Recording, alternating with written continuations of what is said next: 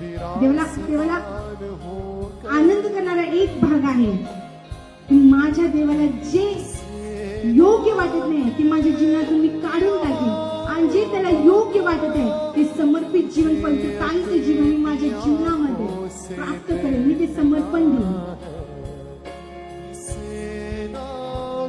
जर तुम्ही फुल या जगामध्ये जे जगत आहे पाप आहे हर एक भागामध्ये पाप आहे.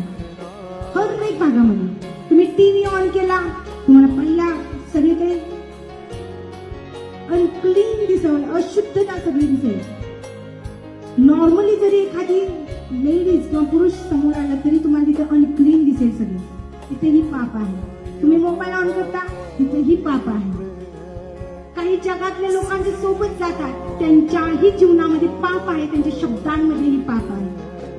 पण या सर्व भागामध्ये तुम्हाला तुमचं जीवन जसं परमेश्वराला हवंय तसं राखायचं आणि स्वतःला पवित्र राखता. हो देव तिथे तुम्हाला पारखतो, तिथे तुम्हाला चेक करतो आणि मग येशू म्हणतो तुला माझ्या नावाविषयी जाणीव आहे म्हणून मी तुला सर्वोच्च स्थळी सुरक्षित केले. काही बाधणार नाही तुम्हाला.